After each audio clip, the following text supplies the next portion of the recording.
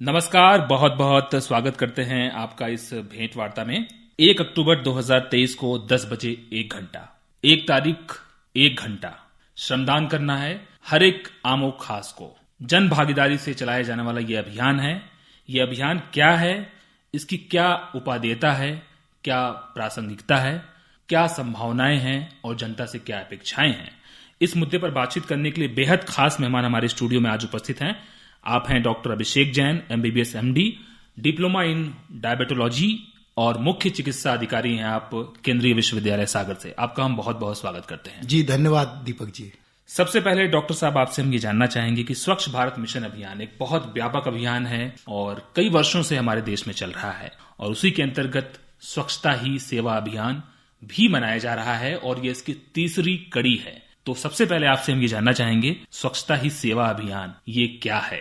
भारत सरकार के पेयजल एवं स्वच्छता विभाग से, जो जल शक्ति मंत्रालय के अंतर्गत आता है, वर्ष 2018 में माननीय प्रधानमंत्री जी के आह्वान पे स्वच्छ भारत अभियान आरंभ किया गया। और जैसा कि हमारे राष्ट्रपिता बापूजी का सपना था स्वराज के साथ ही स्वच्छ भारत का, खास तौर पे इसी के तारतम्य में फिर से हम लोगों ने जन भागीदारी पे उपयोग करते हुए सभी लोगों से आग्रह किया है कि स्वच्छ भारत अभियान का जो महत्वपूर्ण कार्य है, जिस प्रकार हम वसुधैव कुटुंबकम को देख रहे हैं, तो जन भागीदारी मिलके इस पृथ्वी को, इस धरती को स्वच्छ करे। 1 घंटा 1 तारीख श्रमदान करे। और इसमें मुख्य उद्देश्य ये है कि आप हम सभी मिलके शहर, गांव, ब्लॉक लेवल पे जब सामूहिक रूप से सफाई अभियान, स्वच्छता अभियान या किसी भी प्रकार का सफाई स्वच्छता हेतु श्रमदान करें, तो इससे आगे आने वाली पीढ़ी, वर्तमान पीढ़ी सफाई और स्वच्छता के लिए प्रेरित रहे। तो ये प्रोग्राम 1 अक्टूबर को है। वैसे इसका आह्वान 15 सितंबर 2023 से 2 अक्टूबर 2023 के लिए रखा गया है। और इस प्रोग्राम के अंतर्गत मेरा आप सभी से आग्रह है, गांव में, शहर में, स्कूल्स में, कॉलेज में अपने शहर को, अपने गांव को, अपनी जगह को, अपने ऑफिस को स्वच्छ बनाए रखने के लिए 1 तारीख 1 घंटा को श्रमदान अवश्य करें।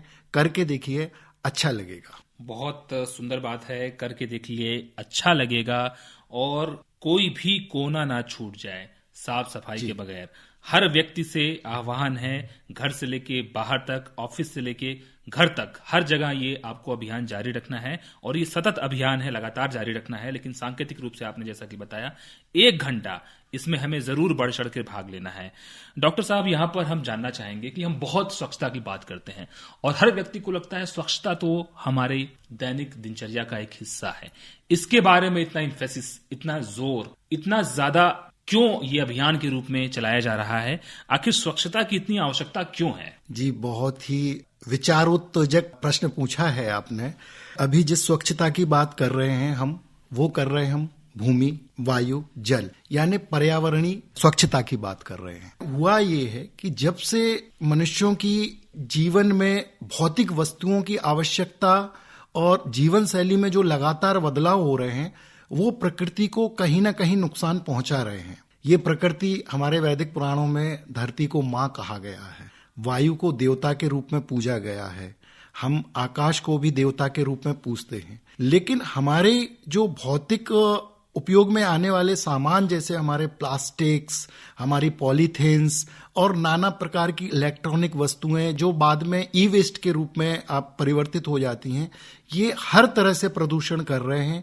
ये हमारे स्वास्थ्य के लिए भी हानिकारक हैं। ये हमारे आने वाली पीढ़ी के लिए, आपको ये जानकर आश्चर्य होगा कि एक प्लास्टिक की जो बॉटल होती है या प्लास्टिक का कोई सामान होता है जो पॉलीविनाइल से, क्लोराइड के मॉलिक्यूल से बनता है, उसको नष्ट होने में 400 वर्ष तक लगते हैं।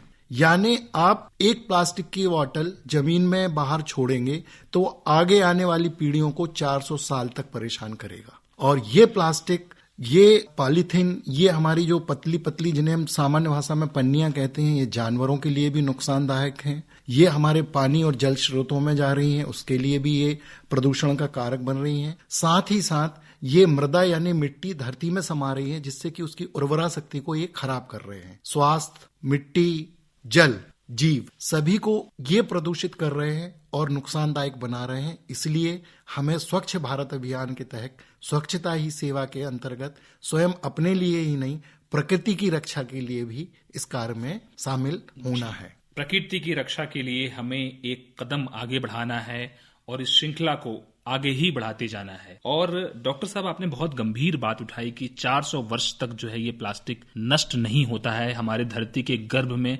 वैसे ही का वैसा ही पड़ा रहता है। ये बहुत गंभीर समस्या है। तो हम ये जानना चाहेंगे कि हमारे पर्यावरण के लिए, हमारे भूमि के लिए, हमारे जल के लिए, हमारे स्वास्थ्य के लिए जब प्लास्टिक इतना ज्यादा हानिकारक है, तो प्लास्टिक से निजात पाने का तरीका आप क्या बताएंगे? हम लोग 4R के बारे में, 4R के बारे में सुना है, इसको भी हम चाहेंगे कि आप हमारे श्रोताओं के लिए परिभाषित करें, व्याख्या करें, डिफाइन करें। बहुत अच्छा फिर से आपने प्रश्न पूछा है। और कहते हैं कि एक छोटा छोटा कदम हम यदि बढ़ाएंगे तो इस प्लास्टिक से मुक्ति पा सकते हैं। और आपको ये जान के आश्चर्य होगा कि प्लास्टिक 16वीं 17वीं शताब्दी में हुआ ही नहीं करता था। प्लास्टिक के लिए अलेक्जेंडर पोर्टे करके एक वैज्ञानिक थे जो 1880 के करीब उन्होंने प्लास्टिक को बनाया और उन्हीं के नाम पे इसका नाम रखा गया था पोर्टेजिशियन। फिर वो कालांतर में चेंज होकर प्लास्टर के रूप में कन्वर्ट हो गया। जन भागीदारी या स्वच्छ भारत अभियान या स्वच्छता ही सेवा या मिशन लाइफ, ये सारे हमें प्लास्टिक को 4R के माध्यम से कम करने के लिए संदेश देते हैं। और प्रत्येक व्यक्ति यदि 4R का यूज करे तो हम केवल भारतवर्ष के ही प्लास्टिक में कमी नहीं करेंगे, हम विश्व भर के प्लास्टिक में कमी कर सकते हैं। 4R का जिक्र आपने किया तो पहला R होता है रिफ्यूज। आप प्लास्टिक को मना करिए, पॉलीथीन को मना करिए, ये हो गया रिफ्यूज। उसका कम से कम आप उपयोग करिए। जैसे आपको पॉलीथीन में कोई सब्जियां दे रहा है, पॉलीथीन में कई लोग खाना भी पैक करा रहे हैं, आप इन सबको बंद करिए क्योंकि इसके जो कण हैं बेहद नुकसानदायक हैं। ये तो हो गया रिफ्यूज। फिर बात आती है दूसरे R की, जिसे कहते हैं रीयूज। यदि आपके पास कोई प्लास्टिक का सामान है तो उसको आप फेंके नहीं, उसको लगातार आप रीयूज करें। फिर आता है रिसाइकिल, पुनर्चक्रीकरण।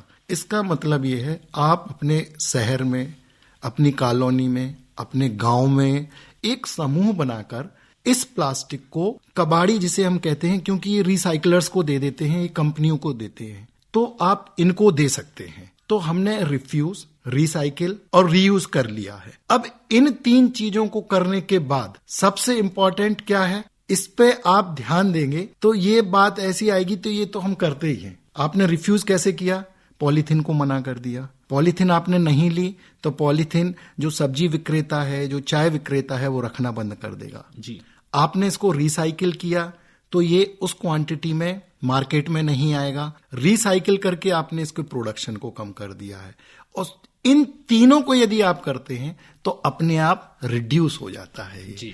तो ये आपको स्वयं करना है, प्रत्येक स्तर पर करना है। इसके लिए सभी को प्रेरित करना है और अपनी जीवन शैली में 4R को धारण कर लेना है।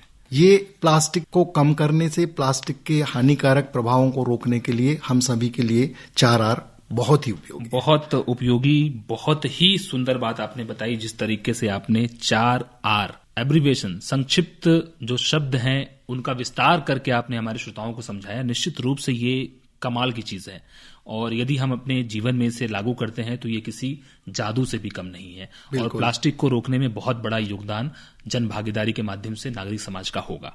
डॉक्टर साहब, यहाँ पर हम एक चीज और समझना चाहेंगे। स्वच्छता का बहुत गहरा अंतर संबंध जो है स्वास्थ्य के साथ है। स्वच्छता प्रभावित होगी तो कहीं ना कहीं हमारा स्वास्थ्य प्रभावित होगा। तो कैसे स्वच्छता से स्वास्थ्य जुड़ा हुआ है और ये आर्थिक रूप से भी हमें क्षति पहुंचाता है? बिल्कुल, स्वास्थ्य के साथ साथ। बिल्कुल। देखिए, ये कहा ही जाता है कि स्वस्थ शरीर में स्वच्छ मन निवास करता है। स्वच्छता आंतरिक और बाहरिक दोनों रूपों से होती है। जिस सामूहिक जन भागीदारी की हम बात कर रहे हैं, वो जन भागीदारी इसलिए हो रही है कि आपके स्वास्थ्य पर विपरीत प्रभाव डालने वाले प्लास्टिक को आप कम कर सकें, क्योंकि ये प्लास्टिक के कण जो 5 मिलीमीटर से भी महीन होते हैं, धीरे धीरे छोटे छोटे पार्ट्स में कहीं ना कहीं आपके स्वास्थ्य को विपरीत रूप से प्रभावित करते हैं। दूसरा, जब मिट्टी की उर्वरा शक्ति इस प्लास्टिक के कारण कम हो रही है तो स्वाभाविक है जो फसल को पोषण मिलना था वो पोषण भी हमें मिलना बंद हो रहा है प्लांट्स के थ्रू जो फल सब्जियां हमारे पास आती हैं, तो ये भी हमारे लिए स्वास्थ्य के लिए हानिकारक है। और फिर सबसे बड़ी बात ये आती है कि आसपास गंदगी होना। गांधी जी का जैसे कहना था कि मैं अपने मन में किसी को गंदे पैर प्रवेश नहीं करने दूंगा, ये महात्मा गांधी जी का कोटेशन था। और उस समय उन्होंने इस पर स्वच्छता को इंगित करते हुए एक बात और कही थी कि स्वतंत्रता से ज्यादा महत्वपूर्ण स्वच्छता है। जब तक स्वच्छ देश नहीं होगा हमें सच्ची आजादी नहीं मिलेगी। तो आपकी स्वच्छता आपके स्वास्थ्य से डायरेक्ट बिल्कुल एकदम जुड़ी हुई है। जितना स्वच्छ वातावरण रहेगा, जितना साफ वातावरण रहेगा, वातावरण में जितने भी हानिकारक तत्व, विषैले तत्व कम रहेंगे, आप उतने ही ज्यादा स्वस्थ रहेंगे, उतनी ही ज्यादा आपकी जीवनचर्या अच्छे से रहेगी। तो इस तरीके से हम कह सकते हैं स्वच्छता हमें इम्पोर्टेंट है स्वास्थ्य जीवन शैली के लिए। बहुत महत्वपूर्ण बात है। और गांधी जी के जिस कोटेशन के माध्यम से आपने समझाया कि स्वच्छता को आजादी से भी ऊपर तरजीह दी गई थी, ये बात जो है स्वयं अपने आप में एक संकेत है, एक दर्शन है और एक शिक्षा है कि स्वच्छता का हमारे जीवन में क्या महत्व है। डॉक्टर साहब, यहाँ पर थोड़ा सा हम एक अलग पहलू के ऊपर भी बातचीत करना चाहेंगे। लोगों को लगेगा कि क्या साफ सफाई की बातचीत कर रहे हैं, और हम लोग तो पहले से ही इन चीजों को जानते हैं। चूंकि आप प्रिवेंटिव मेडिसिन के भी विशेषज्ञ हैं और आज जमाना कहीं न कहीं इसकी आवश्यकता को महसूस कर रहा है कि बीमारी होने के बाद बीमारी का इलाज कराना कठिन है। बेहतर है कि प्रिवेंशन किया जाए। जी बिल्कुल, एहतियात बरता जाए, सावधानी बरता जाए। कहा भी जाता है prevention is better than cure. तो हम यहाँ पर जानना चाहेंगे कि वो क्या टिप्स एंड ट्रिक्स हैं, वो क्या सुझाव और सलाह हैं आपके माध्यम से साफ सफाई के बेसिक जो नियम हैं वो हम अपना करके अपने जीवन को समृद्ध और स्वस्थ दोनों रख सकते हैं। बहुत अच्छा आपका प्रश्न है स्वास्थ्य के बारे में। इसको मैं छोटे शब्दों में समेट लेता हूँ। विश्व स्वास्थ्य संगठन ने वॉश स्ट्रेटजी के लिए कहा है। वॉश, WASH, WA का मतलब वाटर, S का मतलब सैनिटेशन यानी सफाई, हाइजीन का मतलब स्वच्छता। ये हाइजीन जो है ये पर्सनल हाइजीन भी कह सकते हैं हम। शारीरिक स्वच्छता की बात कर रहे हैं आप यहाँ पे, जो हमारे स्वास्थ्य के लिए बेहद ही महत्वपूर्ण है। आपने पूछा है तो शुद्ध पेयजल होना, पर्यावरण की स्वच्छता और शरीर की स्वच्छता, ये वॉश स्ट्रेटजी के थ्रू हम स्वस्थ रह सकते हैं और स्वच्छता से डायरेक्टली लिंक कर देते हैं। मैं एक छोटा सा आपको बताना चाहता हूं कि हम लोग जानते सब कुछ हैं लेकिन हम करते नहीं है, हम उसको अपनी जीवन शैली में नहीं लेते। हम सारी चीजें जानने का एक अपना जो कहते हैं आभासी ज्ञान, उसको हम थोड़ा सा, ये मानव स्वभाव है, उसके अंतर्गत मान लेते हैं। विश्व पूरा कोविड जैसी महामारी से गुजर चुका है और अभी अभी हमने मंकी पॉक्स नामक वायरस का भी नाम सुना और अभी रिसेंटली हम निपाह वायरस का भी नाम सुन रहे हैं। तो ये सारी चीजें क्यों आ रही हैं? क्या इसको हम कुछ सिंपल स्टेप्स हैं, कुछ ऐसी चीजें हैं जिसको हम दैनिक जीवन में अपना के स्वस्थ बने रह सकते हैं? तो मैं कहूंगा बिल्कुल। और उसमें से सबसे महत्वपूर्ण चीज है हैंड हाइजीन, हाथ की सफाई, हाथ की स्वच्छता। इसके बारे में मैं सभी से आग्रह करूंगा, आपके मेरे सुनने वाले श्रोताओं से, कि आप एक मूल मंत्र बना लीजिए अपने हाथ की सफाई के लिए। वो चाहे किसी भी उम्र के हों, किसी भी वर्ग के हों, किसी भी जाति के हों, किसी भी शहर के, किसी भी गांव के, किसी भी जगह के हों, आप हैंड हाइजीन या हाथों की स्वच्छता को एक मंत्र बना के चलें तो हम बहुत से रोगों को इस स्वच्छता के माध्यम से रोक सकते हैं।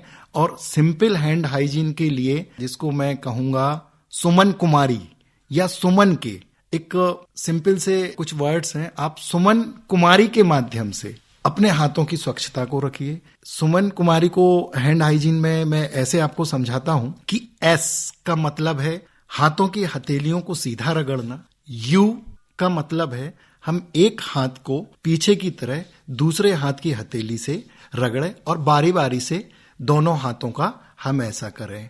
एम का मतलब है हम हाथों की मुट्ठियां बनाएं, दोनों मुट्ठियां बना सकते हैं साथ साथ, या एक मुट्ठी को एक हथेली पर, दूसरे हाथ की मुट्ठी को दूसरी हथेली से बार बार रगड़ें। ए का मतलब है अंगूठा, हम अपने अंगूठे को भी धोएं, वॉश करें।